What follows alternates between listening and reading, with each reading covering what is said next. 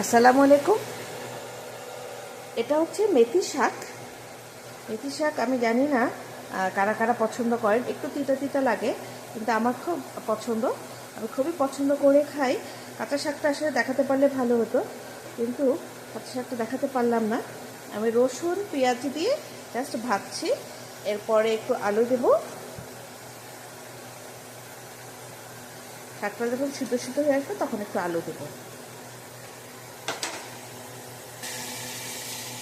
শাকটা অনেকটাই সিদ্ধ হয়ে গেছে, এ পর্যায়ে আমি কিছু আলু দিলাম।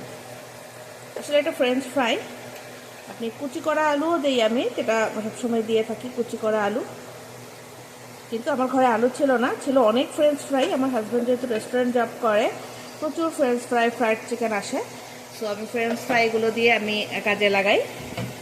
দিয়ে আমি আবার একটু ঢাকনা দিয়ে ঢেকে দেবো, কিছুক্ষণ রান্না করব। এই যে দেখুন হয়ে গেল মজাদার মেথি শাক ভাজা, যেটা আমার খুব পছন্দের। আপনাদের কার কার ভালো লাগে মেথি শাক? যদি একটু তিতা লাগে, কিন্তু তারপরও আমার ভালো লাগে। আমাকে কমেন্টস করে জানাতে পারেন।